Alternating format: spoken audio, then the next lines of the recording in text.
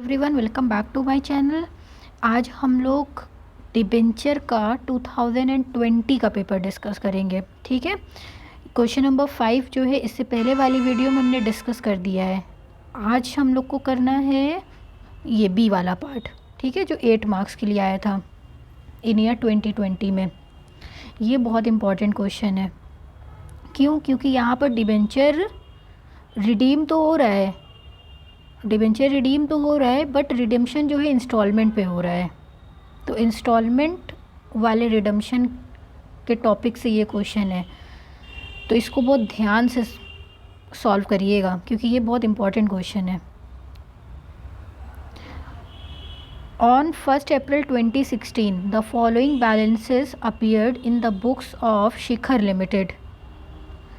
1 अप्रैल 2016 को बैलेंसेस जो है ना, ये जो बैलेंस है वो पहले से अपीयर है शिखर लिमिटेड की बुक में। 10% डिबेंचर्स कितने के हैं? 14 लाख के। Premium on redemption of debentures, जब डिबेंचर रिडीम करने की बारी आ रही है, जब रिडीम कर रहे हैं तो उस पर कितना प्रीमियम दे रहे हैं? जो कि है 1,40,000 का प्रीमियम रिडम्पशन के टाइम पे दिया जा रहा है। फिर डिबेंचर रिडम्पशन रिजर्व, डीआरआर जो है वो कितने का क्रिएट हुआ है? डीआरआर है 75,000 का। कंपनी ने 2016 अप्रैल 1 को 75,000 का डीआरआर क्रिएट किया है हुआ है पहले से। अगर हम नॉर्मली देखते हैं कि जो भी आउटस्टैंडिंग डिबेंचर्स होते हैं उसका 10% जो होता है वही डीआरआर में जाता है। तो 14 लाख का 10% अगर हम निकालते तो 1,40,000 आता, तो 1,40,000 डीआरआर अकाउंट में जाता, जिसमें से 75,000 जो है ना वो पहले से डीआरआर में है। ठीक, अभी देखिए इसकी ट्रीटमेंट क्या होगी। Debenture were to be redeemed at a premium of 10% in 2 equal annual instalments beginning from 31 March 2018। Debenture जो है ना वो रिडीम हो रहा है प्रीमियम पे। किस पे रिडीम हो रहा है? प्रीमियम पे। 10% प्रीमियम पे रिडीम हो रहा है 2 इक्वल एनुअल इंस्टॉलमेंट्स में। 2 इंस्टॉलमेंट बन रही है। और इंस्टॉलमेंट स्टार्ट होती है 2018 मार्च 31 से। To meet the requirements of the company act 2013 the company transferred the balance amount to debenture redemption reserve on 31 March 2017। और मीट आउट करने के लिए जितनी भी रिक्वायरमेंट है कंपनी एक्ट 2013 की, कंपनी जो है वो ट्रांसफ़र करती है जो बैलेंस अमाउंट बचा हुआ है ना, बैलेंस अमाउंट जो डीआरआर का बचा है उसको ट्रांसफ़र कर रही है। कब? 31 मार्च 2017 को। वही देखिए बात आ गई, बैलेंस अमाउंट टू डीआरआर में ट्रांसफ़र करी तो कितना बैलेंस अमाउंट? अब 14 लाख पे 10% अगर कंपनी निकालेगी तो डीआरआर में पूरा जाएगा 1,40,000। उस 1,40,000 का 75,000 तो डीआरआर में डाल चुकी है, तो 1,40,000 में 75,000 माइनस होगा। तो जो भी अमाउंट बचेगा, कितना अमाउंट बचेगा? 75,000 अगर 1,40,000 में माइनस करेंगे, माइनस करिए आप लोग, 1,40,000 लिखिए और उसमें 75,000 माइनस करिए तो कितना आया? 65,000 आया। अब ये जो बैलेंस अमाउंट है ना 65,000, उसको डीआरआर में डालना है कंपनी को। और कब डालना है कंपनी को डीआरआर में? 2017 मार्च 31 को। क्लियर है? फिर on 30 April 2017 it meet the requirement of the company act 2013 regarding debenture redemption investment. और डीआरआई भी बनेगा, तो डीआरआई के लिए क्या डेट बोला इन्होंने कि 2017 अप्रैल 30 को जो भी रिक्वायरमेंट है, जिस तरह से भी बोला जाता है उसी तरीके से हमें डीआरआई भी बनाना है। तो 15% डीआरआई बनता है। जो भी डिबेंचर हम रिडीम करते हैं उसका 15% जो है वो डीआरआई में डाला जाता है। हाँ, अब पूरा 14 लाख का डिबेंचर था, 14 लाख को पूरा एक बार में तो वापस करने को बोला नहीं कंपनी ने, 2 इक्वल इंस्टॉलमेंट बनी है ना, तो 7 लाख की एक बनेगी, 7 लाख की एक बनेगी। आप 14 लाख को 2 से डिवाइड करेंगे तो 7 लाख आएगा। तो 7 लाख रुपीज़ आप एक बार माइनस करेंगे, एक बार फिर 7 लाख बचेगा तो उसको फिर वापस करेंगे ना। तो DRI किसका बनता है, जो भी पैसा रिडीम करती है कंपनी उसका जो है 15% DRI में जाता है। तो 7 लाख का 15% जो है DRI में बना दीजिएगा। And redeem the debenture on the schedule date, जो भी डेट्स होगी उस टाइम पे रिडीम करना है। You are required to pass necessary journal entries, आपको जर्नल एंट्री बनाना है to record the above transaction in the book of Shikhar limited, Shikhar limited की बुक में जर्नल एंट्री बनाना है। इग्नोर इंटरेस्ट ऑन डिबेंचर्स, ये जो इंटरेस्ट ऑन डिबेंचर्स है ना इसको इग्नोर कर दीजिए, इंटरेस्ट मत दीजिए डिबेंचर पे, ये बोल रहा है क्वेश्चन। तो अब ये क्वेश्चन आपको पहले खुद से सॉल्व करना है, उसके बाद जो है आगे वीडियो देखना है, ठीक है। और अगर कोई भी डाउट आएगा तो फिर आप जब वीडियो बाद में देखेंगे तो क्लियर हो जाएगा, ठीक है स्टूडेंट्स। तो पहले जो है अपने आप से सॉल्व करिए। अब देखिए सॉल्यूशन तो हम बता रहे हैं आप लोग को।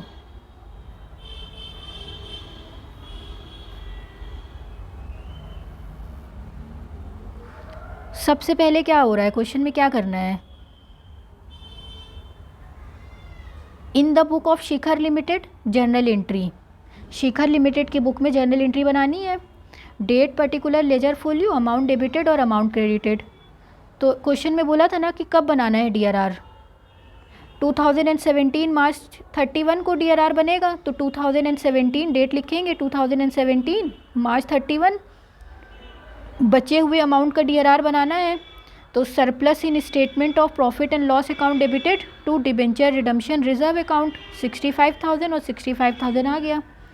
DRR जो होता है जब कंपनी को प्रॉफिट होता है तो उस प्रॉफिट में से कंपनी जो है कुछ पार्ट निकालती है, हाँ कुछ पार्ट, कितना, जितना भी आउटस्टैंडिंग डिबेंचर है ना, जितना भी डिबेंचर वापस करना है उसका 10% जो होता है, उस 10% को प्रॉफिट में से कंपनी निकालती है। और जब प्रॉफिट में से निकालती है तो उसको कहाँ ट्रांसफ़र करती है, DRR में ट्रांसफ़र करती है।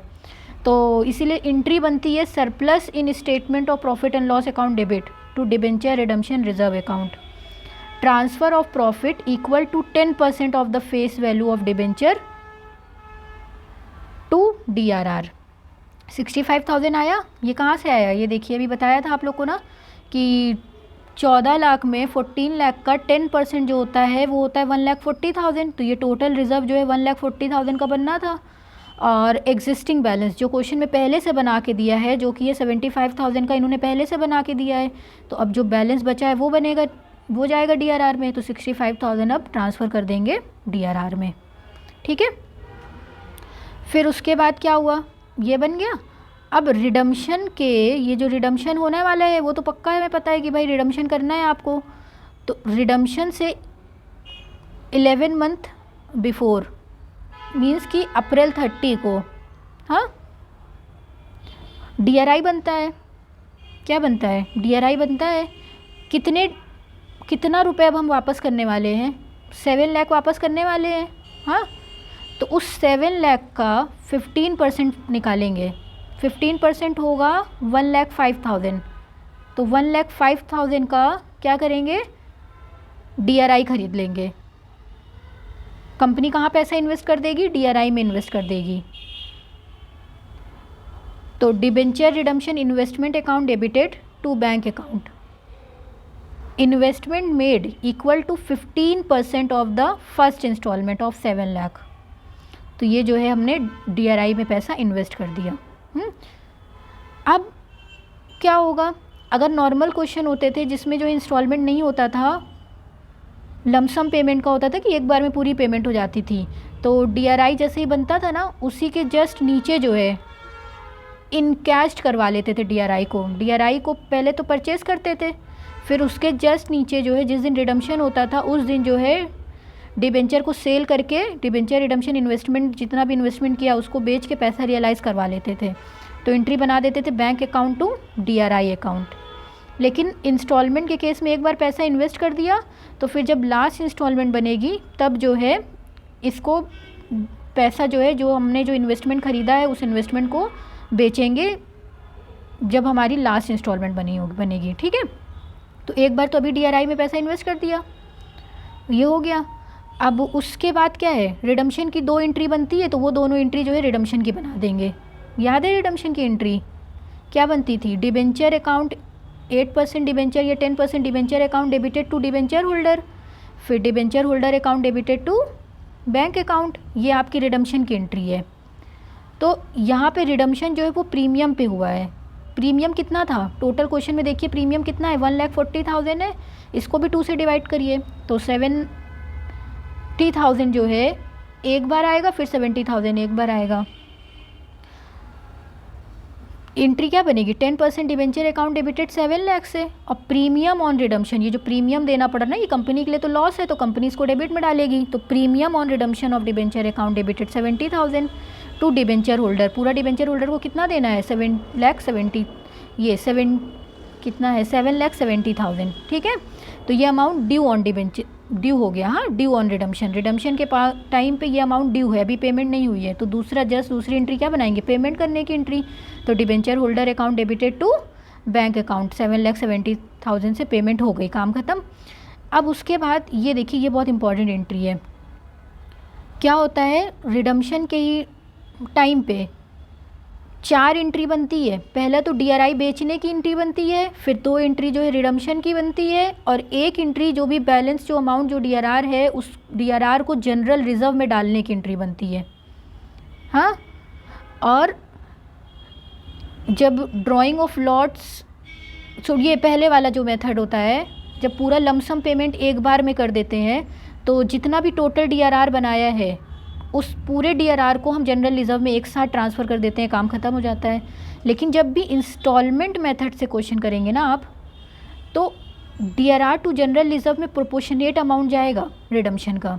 कैसे प्रोपोर्शनेट निकालेंगे वो देखिए। टोटल डिबेंचर कितने के थे क्वेश्चन में, देखिए टोटल डिबेंचर के जो अमाउंट थे वो 14 लाख थे, तो टोटल 14 लाख के डिबेंचर हो गए। उसमें से इस टाइम पे अभी कितना आप वापस कर रहे हो 7 लाख रुपीज़ वापस कर रहे हो, ठीक है। और टोटल रिडम्पशन का अमाउंट, ये जो टोटल 14 लाख है ये पूरा वापस करने का था, उसमें से आप अभी कितना वापस कर रहे हो 7 लाख वापस कर रहे हो ना। और इसी टोटल अमाउंट पे अगर हम DRR बनाएंगे, डिबेंचर आउटस्टैंडिंग पे DRR बनाते हैं, तो DRR हमने कितने का बनाया 1,40,000 का, इसका पूरा 10% बनाया तो 1,40,000 का DRR बना था। अब इसमें से हम 7 लाख वापस कर रहे हैं, तो जितना वापस कर रहे हैं उसी में से जो भी अमाउंट निकल के आएगा वही पूरा हम कहाँ डाल देंगे, अब कहाँ ट्रांसफ़र कर देंगे DRR में ट्रांसफ़र कर देंगे। तो 1,40,000 multiplied by 7 lakh divided by 14 lakh, divide करिए, जो भी अमाउंट आएगा वो कहाँ ट्रांसफ़र हो जाएगा, वो DRR में चला जाएगा, हाँ। तो अब इसको इससे काटिए, 3 0 से ये 3 0 कटा, इससे ये कटा, इससे ये कटा, 7 1 7 हो गया, 7 2 14 हो गया, 2 1 2 हो गया, 2 7 14 हो गया, 4 0 ये लग गया, तो कितना हो गया 70,000। अब ये 70,000 रुपीज़ आप कहाँ ट्रांसफ़र कर दोगे DRR में। तो debenture redemption reserve account debited, यहाँ से कहाँ ट्रांसफ़र करना है अब आपको ये पैसा जनरल रिजर्व में, तो DRR account debited to general reserve 70,000 से। Transfer of proportionate amount of DRR to general reserve, clear है। अब देखिए आगे, फिर उसके बाद 2 ही इंस्टॉलमेंट का क्वेश्चन था। तो अब जब दूसरी बार जब हम लोग करेंगे तो रिडम्पशन की तो 2 एंट्री बनेगी ही बनेगी, और रिडम्पशन की एंट्री से पहले जितना भी हमने इन्वेस्ट किया है, क्या किया है, जो भी पैसे का इन्वेस्टमेंट खरीदा था, परचेज़ किया था, उस इन्वेस्टमेंट को अब बेच देते हैं। बेचने के बाद सेल करने के बाद क्या होगा, पैसा रियलाइज़ हो जाएगा, तो पैसा आ जाएगा कंपनी के पास। अब जब भी पैसा आता है कंपनी के पास तो बैंक अकाउंट डेबिट होता है, बैंक डेबिट हो गया to debenture redemption investment account से, और जितना भी इन्वेस्टमेंट में खर्चा किया था वो पूरा पैसा वापस मिल गया, तो 1,05,000 वापस आ गया कंपनी के पास, ठीक है।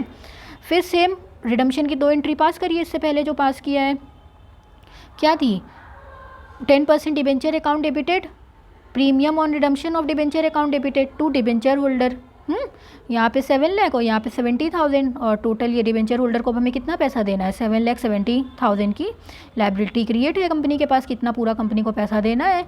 अमाउंट ड्यू ऑन रिडम्पशन, ये ड्यू हुआ है ना, खाली ये ड्यू हो गया। ड्यू करने के बाद अब फाइनल क्या होगा, पेमेंट होगा, तो debenture holder account debited to bank account, payment to debenture holder, यहाँ पेमेंट हो गई 7,70,000 की, क्लियर है। अब एक एंट्री और कौन सी बनेगी, जो भी DRR में हम पैसा है उसको कहाँ ट्रांसफ़र कर रहे हैं, जनरल रिजर्व में, तो वही प्रोपोर्शनेट अमाउंट, तो अभी भी निकाला बताया था ना फॉर्मूला लगा के, वही फॉर्मूला लगा के फिर से निकाल लीजिए। तो debenture holder account debited to general reserve, transfer of proportionate amount of DRR to general reserve, proportionate amount transfer हो गया। ठीक है, ये हो गया आपका क्वेश्चन सॉल्व। आई होप आपके सारे डाउट क्लियर हो गए हों। अगर कोई भी डाउट आ रहा है तो आप कमेंट सेक्शन में पूछ सकते हैं।